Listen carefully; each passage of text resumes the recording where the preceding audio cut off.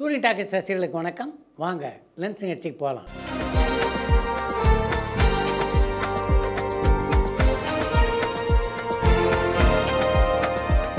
என்னம்மா முதல் கேள்வி? நடிகை கீர்த்தி சுரேஷ் இப்போ படங்களில் நடிக்கிறாங்களா? கல்யாணத்துக்கு பிறகு அவங்கள படங்களை பார்க்க முடியறது இல்லையே, இனி தொடர்ந்து படங்களில் பார்க்கறதுக்கான வாய்ப்புகள் இருக்கான்னு பொள்ளாச்சியிலிருந்து விக்னேஸ்வரன் கேட்டிருக்காங்க.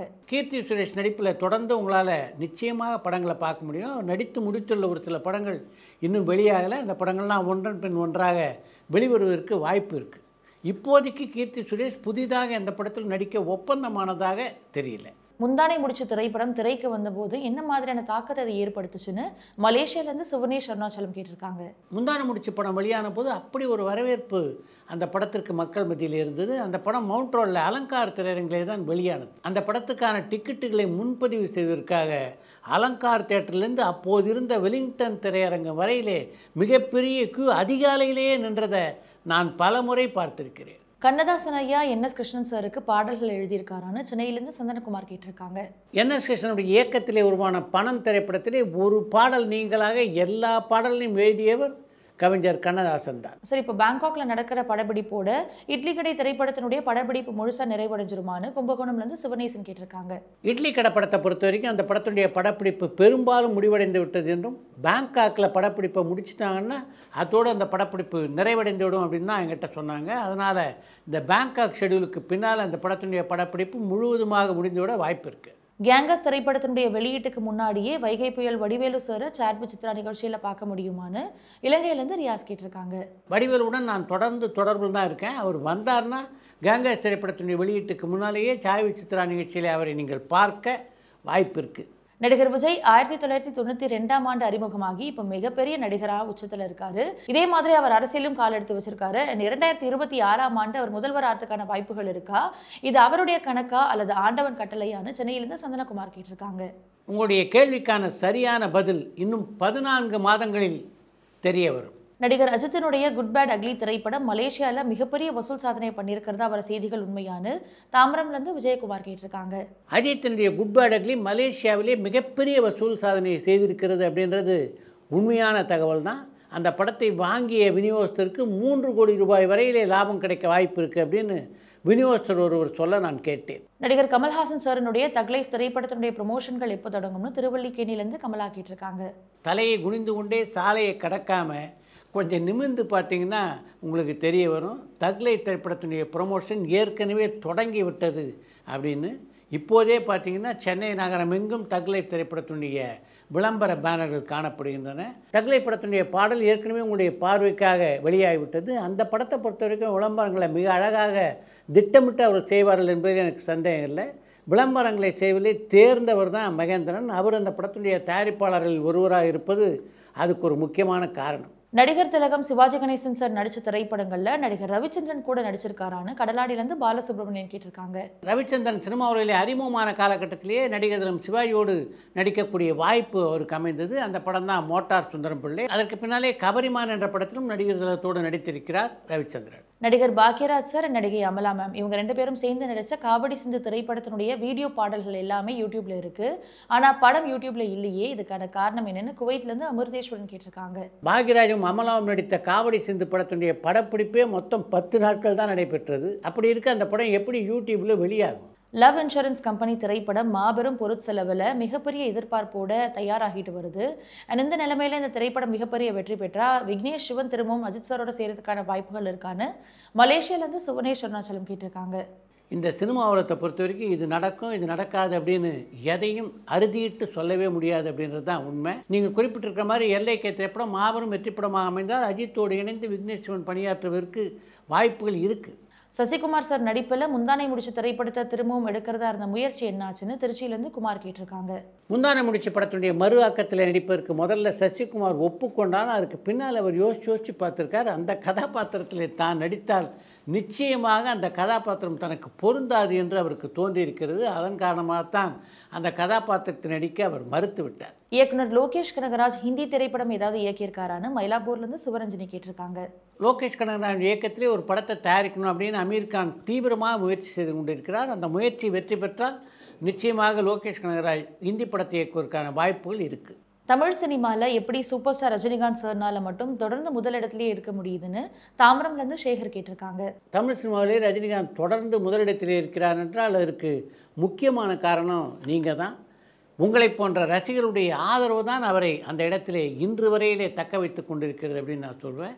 அதே நேரத்தில் இன்னொரு விஷயத்தையும் சொல்லியே ஆக வேண்டும். உங்களுடைய ஆதரவை பெறுவதற்காக ரஜினிகாந்த் செய்கின்ற தீவிர முயற்சி. தமிழ் திரைப்படங்கள் ஐமேக்ஸ் கேமராவில் படமாக்கப்படுறதுக்கான வாய்ப்புகள் இருக்கான்னு பாண்டிச்சேரியிலேருந்து தட்சிணாமூர்த்தி கேட்டிருக்காங்க.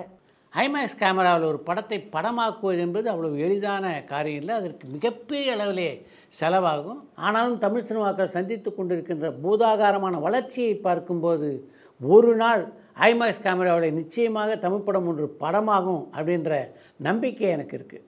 தேவர் மகன் படத்தில் வடிவேலு சாரனுடைய சம்பளம் 15,000 ரூபாய் தான்ற செய்தி உண்மையான பொன்னமராவதியிலேருந்து கணபதி கேட்டிருக்காங்க. தேவர்மன் படத்திலே தயாரிப்பு நிர்வாகியாக பணியாற்றியவர் இப்போது தயாரிப்பாளராகவும் நடிகராகவும் இருக்கின்ற PL தேனப்பன். அவர் ஒரு பேட்டியிலே தேவர்மன் படத்தில் நடிப்பதற்கு வடிவேலுக்கு 15,000 ரூபாய் தான் சம்பளம் என்பதை தெளிவாக குறிப்பிட்டிருக்கிறார். சார், சிவாஜி கணேசன் சாரோட உங்களுக்கு நெருக்கம் ஏற்பட்டது வாழ்க்கை திரைப்படத்தின் மூலியமாவா அல்லது ஜல்லிக்கட்டு திரைப்படத்தின் மூலியமாவான்னு நெய்வேலியிலேருந்து சிவராஜ் கேட்டிருக்காங்க. 1967ஆம் ஆண்டு பத்திரிகை நாங்கள் அடியெடுத்து வைத்த காலகட்டத்திலேயே சிவாஜியை அடிக்கடி சந்திக்கக்கூடிய வாய்ப்புகள் எனக்கு அமைந்தன. ஆனாலும் அவரோடு எனக்கு நெருக்கம் ஏற்பட்டதுன்னு அது 1970ஆம் ஆண்டில் தான்.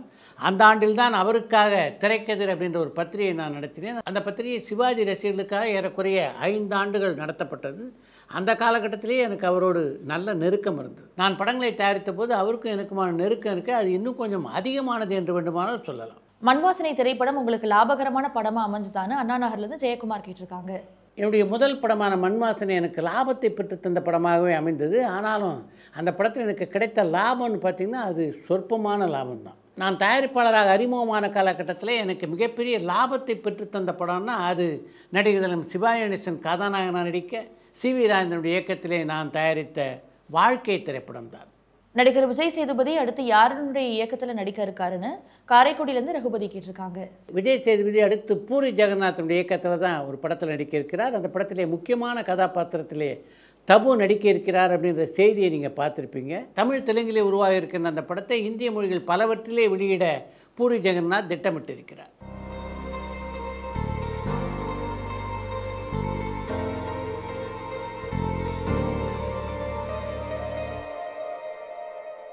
தெலுங்குல பொங்கல் வெளியீடான சங்கரந்திக்கு வஸ்துனம்ன்ற திரைப்படத்தில் வெங்கடேஸ்வரனுடைய மகன் OTT-னுடைய சீரீஸை பார்த்து கெட்ட வார்த்தைகளை கற்றுக்கிற மாதிரியான ஒரு காட்சி அமைஞ்சிருக்கும்.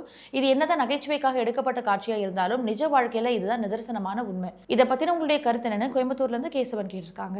உங்களுடைய கோரிக்கை நியாயமான கோரிக்கை. ஆனால் உங்களுடைய கோரிக்கையோ அல்லது என்னுடைய குரலையோ ஏற்றுக்கொண்டு OTT நிறுவனங்கள் அது போன்ற சீரீஸ்களை எல்லாம் தயாரிக்காமல் இருப்பாங்க அப்படின்னு நினைக்கிறீங்களா என்ன? அடுத்து இன்று ஒரு தகவல். பாரதி ராஜனுடைய அறிமுகத்திலே முக்கியமான ஒரு அறிமுகம் ராதா என்பது நீங்கள் எல்லோரும் அறிந்த விஷயம். அலைகள் ஓயிலை படத்திலே ராதா அறிமுகமான போது ஒரு கவர்ச்சி கன்னியாகத்தான் தமிழ் சினிமா ரசிகர்கள் பல பேர் அவரை பார்த்தார்கள் என்றாலும் அதை தாண்டி அவருக்குள்ளே மிகச்சிறந்த நடிப்பு திறன் இருப்பதை அலைகள் ஓயிலை படத்தினுடைய படப்பிடிப்பின் போதே நான் உணர்ந்து கொண்டேன். ஆனால் நான் எதிர்பார்த்தது போல நல்ல நல்ல கதாபாத்திரங்கள் ராதாவுக்கு அமையலை. அதுக்கு இன்னொரு முக்கியமான காரணம் என்னென்னா தமிழ் திரைப்படங்களை விட அதிகமாக தெலுங்கில் அவர் நடிக்க தொடங்கியது தான். அவருடைய நடிப்பு திறன் ரசிகர்கிட்ட போய் சேரலையே அப்படின்ற எண்ணம் எனக்குள்ளே இருந்தது. அதை நிச்சயமாக காதல் ஓவியம் திரைப்படம் செய்யும் என்று நான் நம்பினேன். அந்த படத்தில் ராதா அப்படிப்பட்ட ஒரு அற்புதமான நடிப்பை வழங்கியிருந்தார்.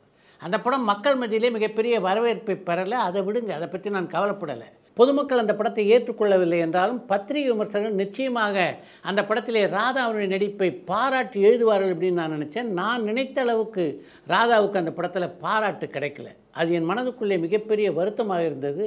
அதன் காரணமாகத்தான் முதல் மரியாதை படத்திலே அவரை நான் நடிக்க வைத்தேன். காதல் ஓவியம் படத்திலே விமர்சகர்கள் மத்தியிலே எப்படிப்பட்ட பாராட்டுக்கள் ராதாவுக்கு கிடைக்கும்னு நான் நினச்சனோ அந்த பாராட்டுக்கள் முதல் மரியாதை படத்திலே கிடைத்ததிலே எனக்கு அளவில்லாத மகிழ்ச்சி என்று ஒரு பத்திரிகை பேட்டியிலே பதிவு செய்திருக்கிறார் பாரதி ராஜா.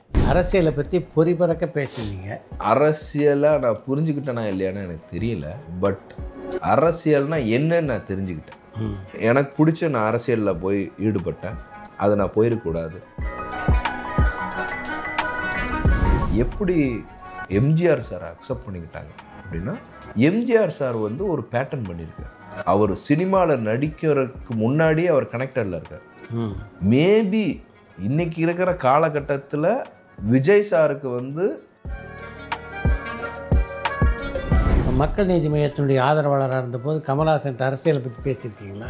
ரொம்ப ரொம்ப பேசுவேன் சார். நான் கமல் சாருக்கு ரொம்ப பேச விட்டு வெடிக்க வைப்பார். அவரே சிலதை சொன்னார். பரபரப்பான சினிமா செய்திகள், நட்சத்திரங்களின் பேட்டிகள், சினிமா வரலாறு ஆகியவற்றை பார்க்கவும் படிக்கவும் உங்களுக்கான இணையதளம் tourantalkies.co.